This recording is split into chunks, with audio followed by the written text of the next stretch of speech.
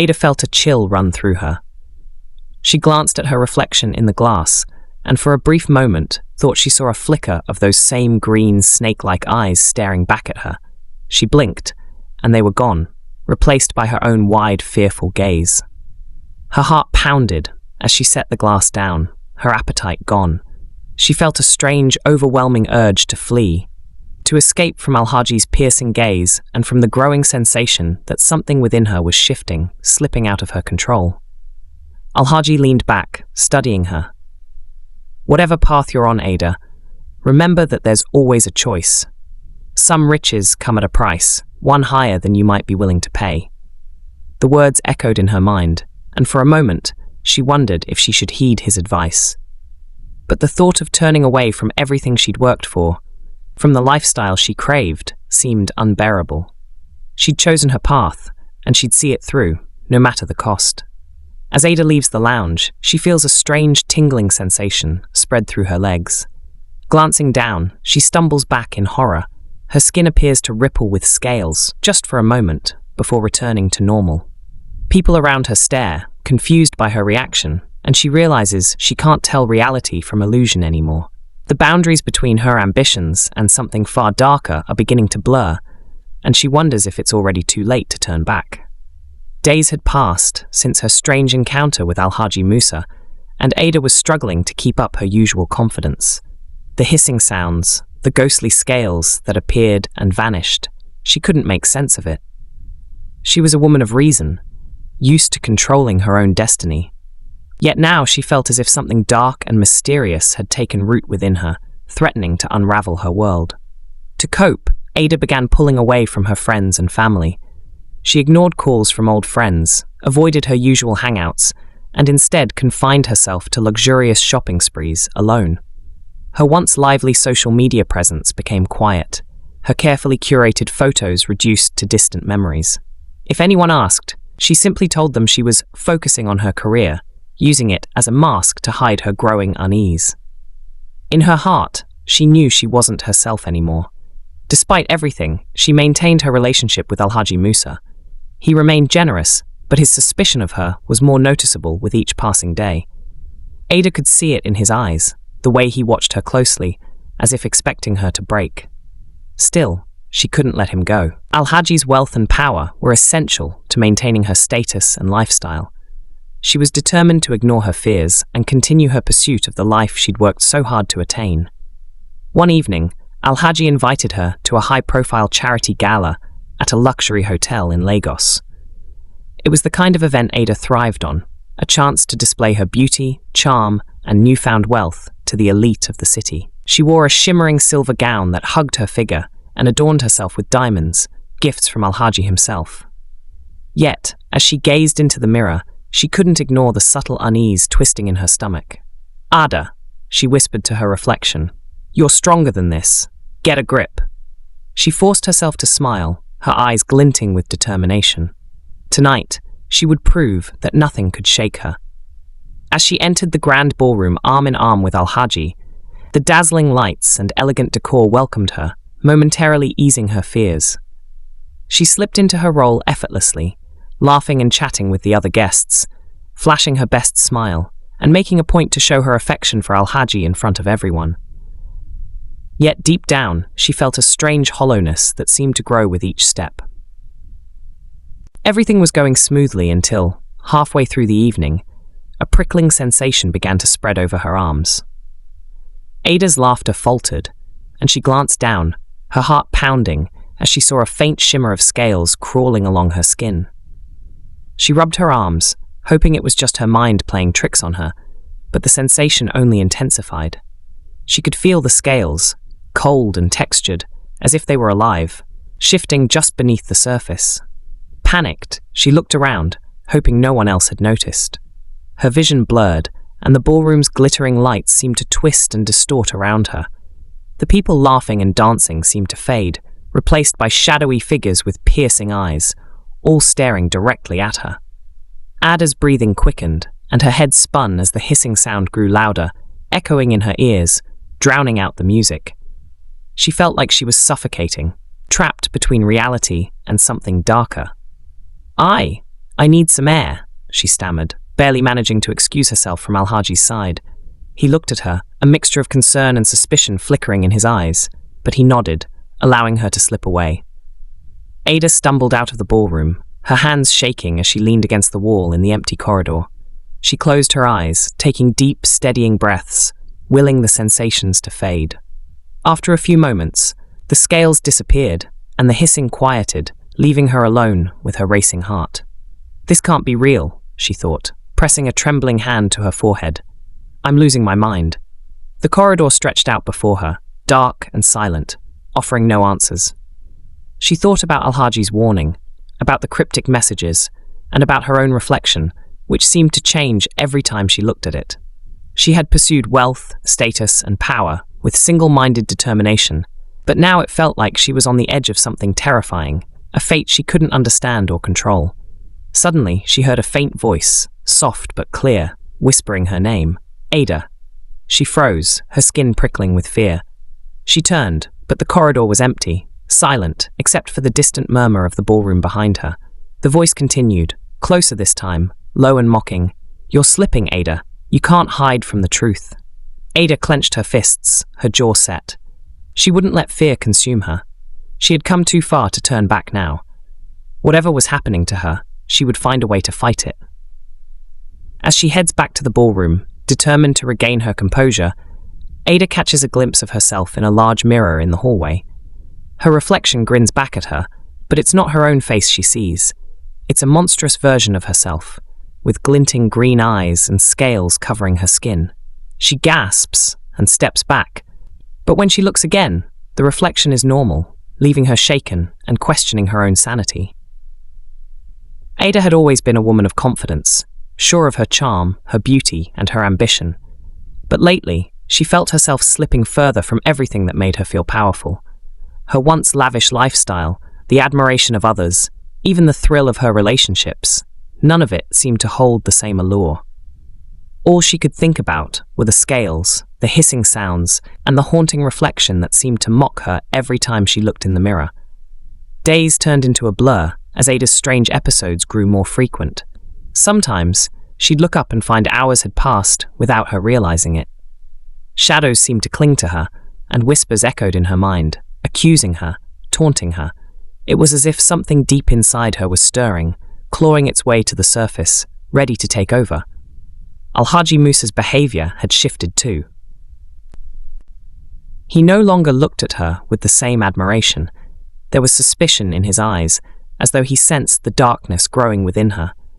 When she tried to reach out to him, to remind him of their connection, he seemed to pull away, distant and wary. One evening, after a long day of unsettling visions and sleepless hours, Ada called Alhaji, desperate to hear a familiar voice, but he didn't answer.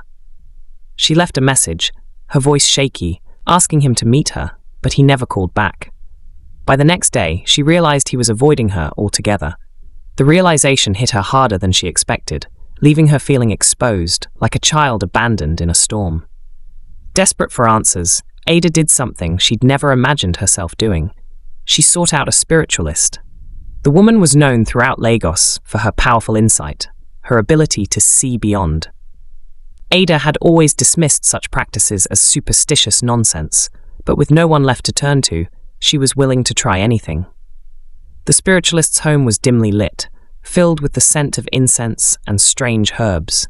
The woman herself was small and unassuming, with piercing eyes that seemed to see straight through Ada. She said little as she sat across from Ada, simply watching, waiting. "You're being torn apart from within," the woman finally said, her voice soft yet unnervingly certain. "You've touched something you shouldn't have, something ancient and powerful." Ada laughed nervously, brushing it off. "Please, I need to know what's happening to me. I'm not..." She faltered, struggling to put her fears into words. The spiritualist held up a hand, silencing her. "You're carrying a curse, child. It feeds on greed, on the desire to take what isn't yours. You've allowed yourself to become a vessel for it." Ada's stomach twisted as the words sank in, but she forced herself to scoff. "A curse? That's ridiculous. I don't believe in such things." The spiritualist's gaze remained steady. "Whether you believe or not doesn't change the truth. You're on a path that leads to darkness. If you don't turn back, you'll become something you won't recognize, something neither human nor spirit. Ada's pulse raced as the spiritualist's words echoed in her mind, but she pushed the warning aside. She didn't want to believe in curses, in spirits, or ancient forces. This was Lagos, a city of opportunity, of power. People made their own luck, built their own lives. She was no different. But as she left the spiritualist's home, the unease lingered, gnawing at her. That night, Ada's dreams were darker than ever. She saw herself wandering through the streets of Lagos, but the city was twisted, covered in shadows that whispered her name. Her skin felt cold and rough. And when she looked down, her arms were covered in scales, her hands transformed into claws. She woke up, drenched in sweat, her heart pounding, her throat dry. She stumbled to the bathroom, splashing water on her face, desperate to shake the lingering nightmare.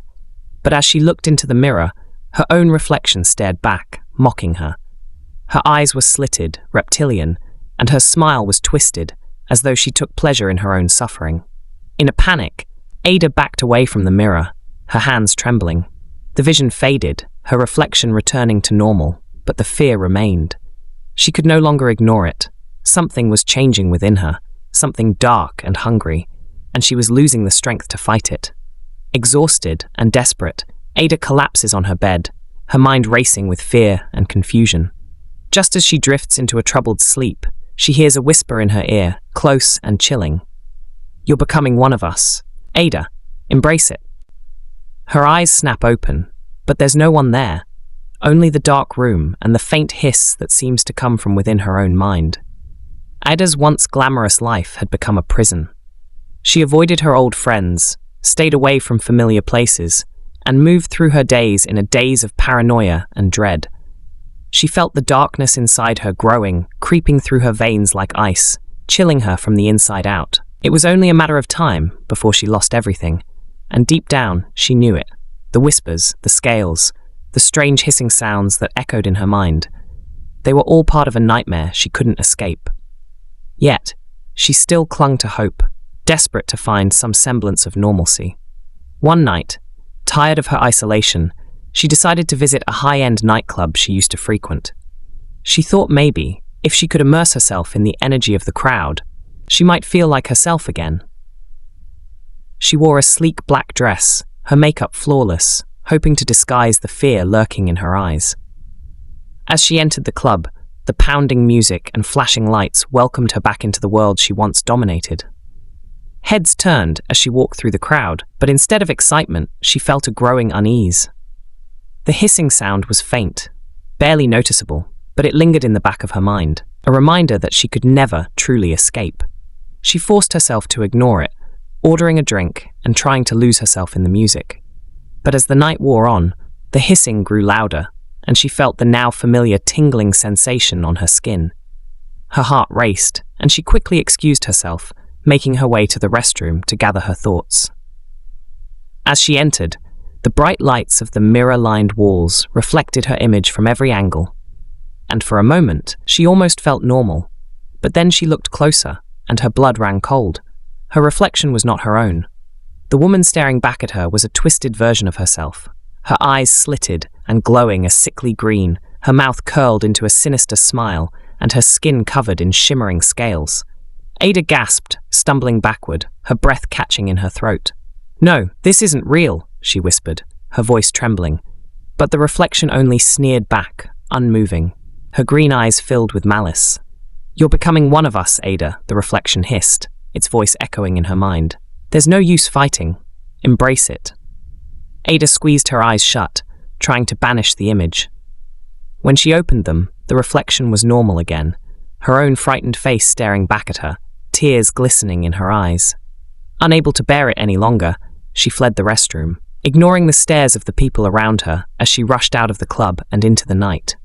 She didn't stop running until she reached her apartment, slamming the door behind her, her chest heaving as she gasped for breath.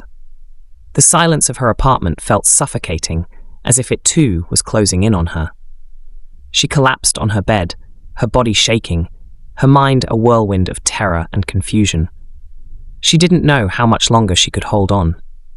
Every day, the line between her and Whatever was taking over blurred a little more. Exhausted, she drifted into a fitful sleep, her mind still racing with fear. As she slept, the same voice returned, whispering in her ear, low and cold, "You're becoming one of us, Ada. It's only a matter of time." Ada's eyes snapped open, but there was nothing but darkness.